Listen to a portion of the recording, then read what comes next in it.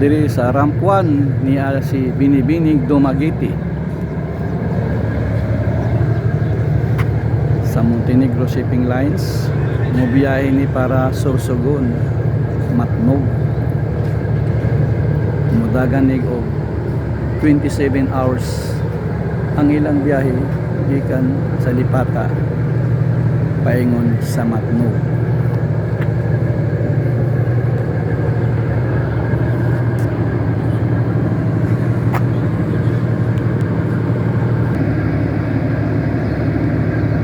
So mao ni ang Binibining Dumaguete og kini sa Ramto ang Star Asia sa GT Express. Kini mo biyahe paingon sa St. Bernard, Southern Leyte. 3 ka oras ang ilang biyahe.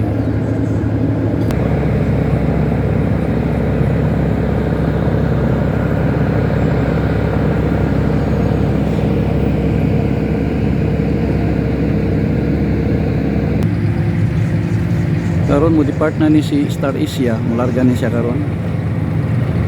Og ang iyang tapad sa Ramp 3 mao ang Reina Orduha na mobiyahe para Liloan, Southern Leyte.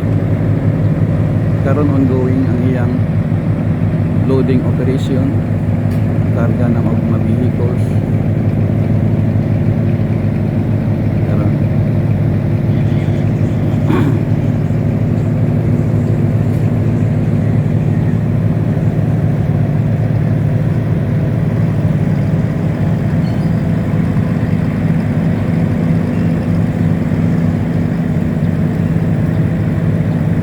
Ang gitugutan ra driver lang sa mga sakyan ang ilang pasahero tuwa sa passenger terminal building moagi aron moagi sa atong x-ray room para sa security check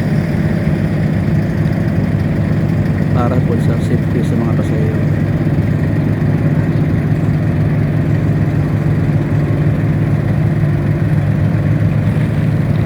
So ganyan nilarga na si Star Asia, pull out na sa Ramp 2.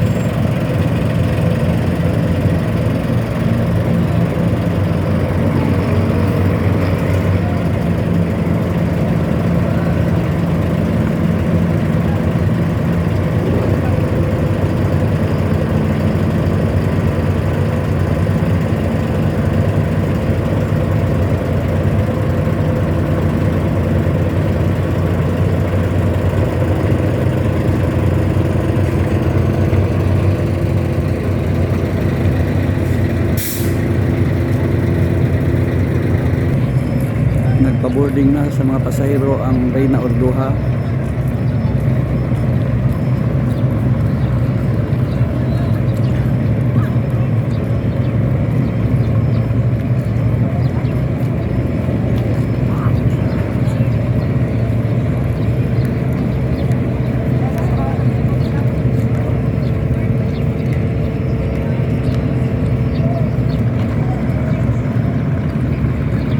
Og tuwa mapay paglarga pod sa Poseidon. Biyahe na sila para Padre Burgos. Og napod usa ka Poseidon dire nga nagadunggo. Magloading pa ni sila. Kini si Poseidon 48.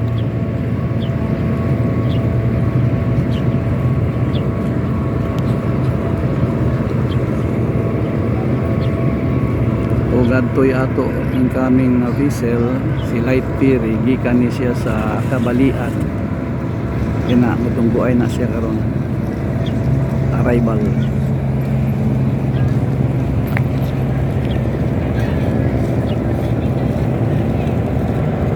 Okay. Sige pag-boarding ang mga pasahero sa Ordoa para diluan.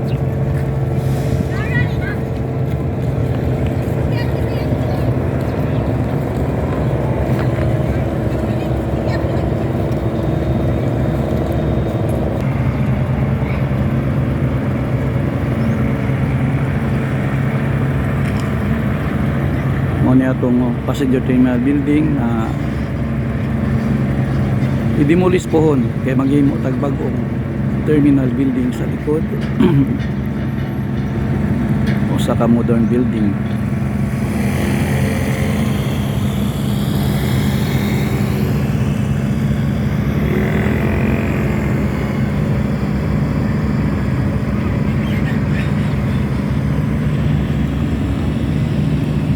Ato hula to na makadunggo diri sa ramp 4 ang Light Ferry. Kaya kini si Poseidon Poiter 8 ang mopadod pag-abot daw nakadiskarga na siya diri sa ramp 5.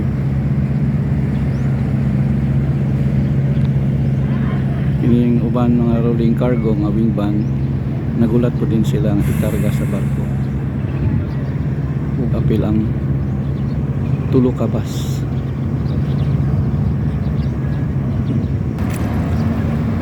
Hinay-hinay na padool ang Light Ferry para mo tunggo diri sa ramp 4.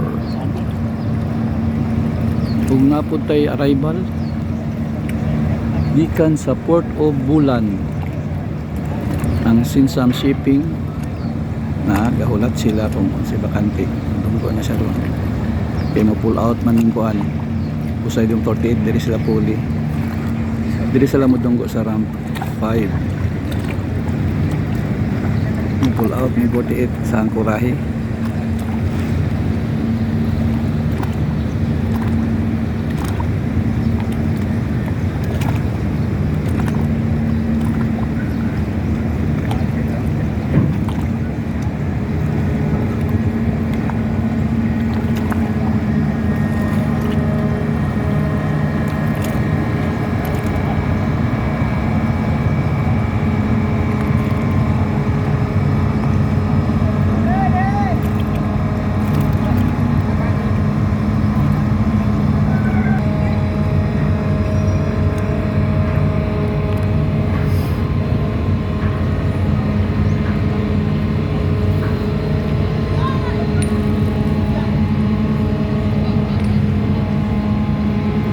Sana nila ilang monkey fish para sa ilang mooring line.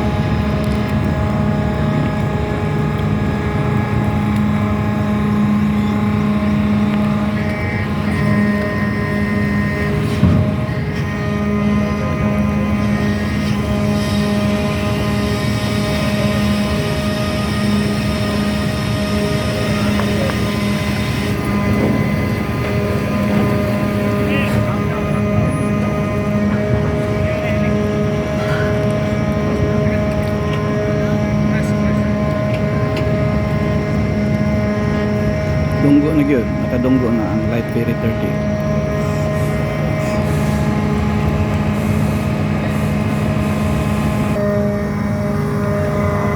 So ani atras na ang 48, Poseidon 48 kay modunggo si 1070 sa Sinsam. Gikan dai ni sila sa Castilla, Legazpi. Kanang modunggo ay diri sa ramp 5.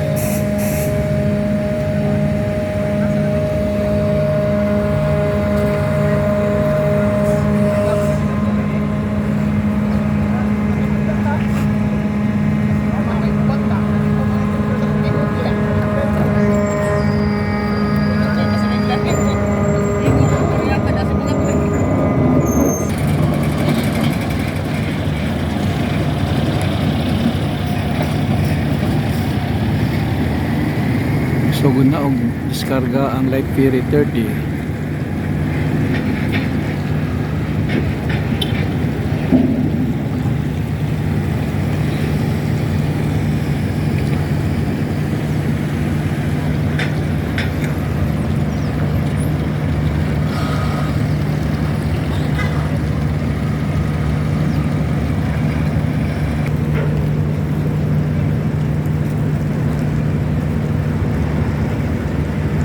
Sila ay Davao Metro Shuttle, so para Davao di siya na bus.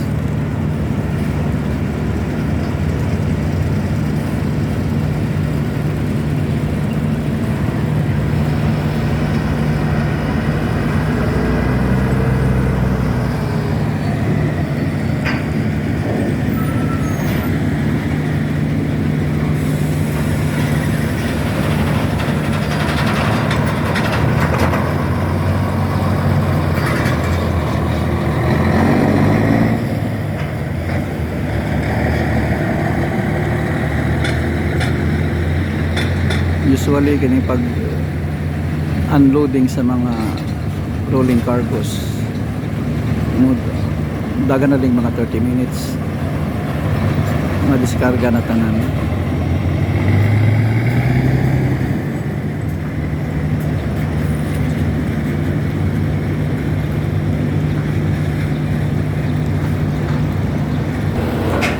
Dirita ni balin sa kilid kay init-init kayo, init ang adlaw.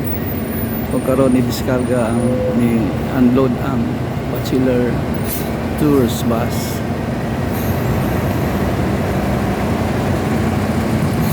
So giuna lang pag diskarga ang mga vehicles, kaya pa ang mga pasahero.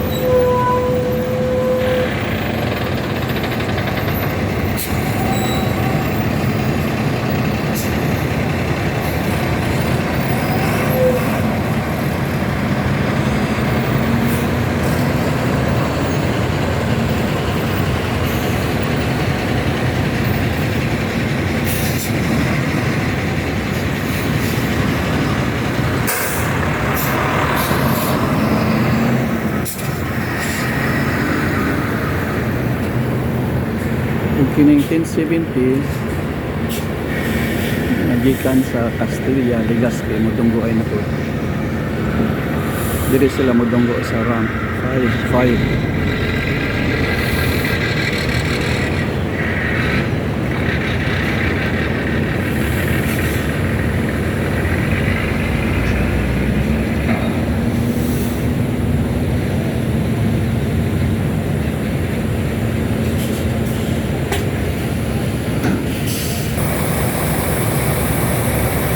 Lima dahil kabas sila, upat kabas sila Express Tours o sa Davao Metro Shuttle.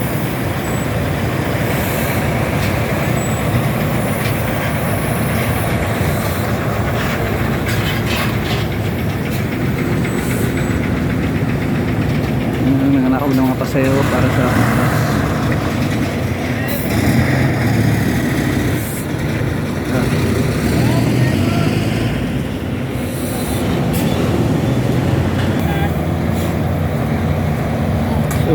naog ng mga pasahero sa mga bus.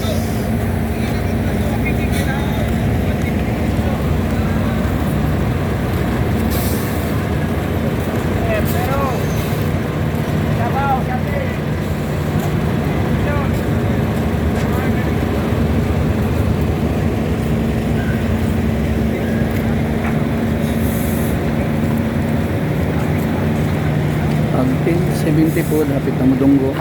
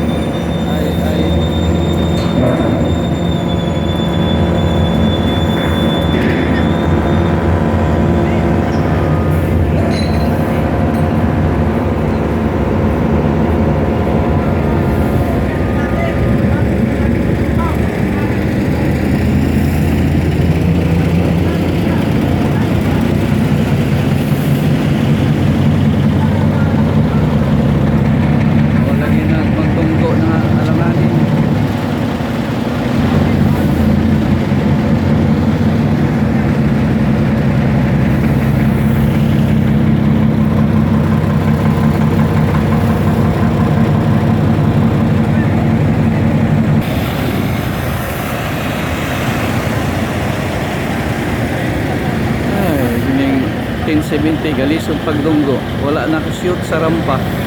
I-overshoot. Ay. Oh. Layo na kayang rampa. Iniaan namin sakay sa ibabaw.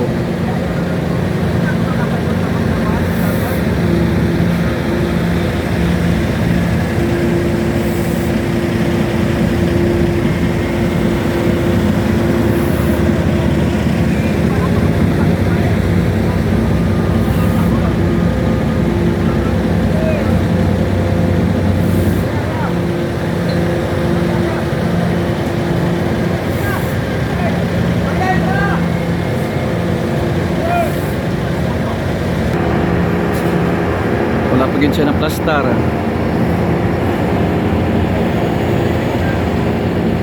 Wala siya na plastar sa ramp 5.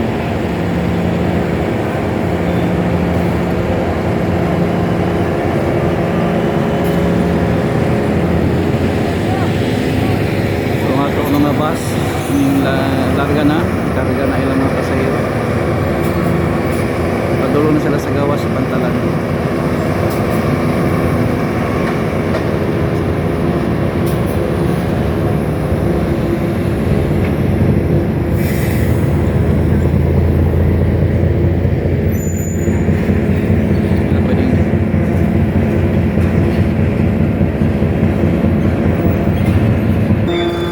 Og na plaster gyud ang 1070. So karon taud-taud mag-unload na sila sa ilang mga rolling cargos gikan sa Castilla, Legazpi. Ang ilang dagan gikan Castilla paingon Lipata is 24 hours mga kabay.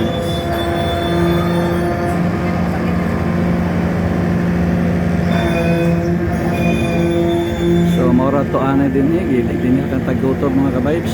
Sunod na sa adlaw at kalihukan diri sa Port of Lipata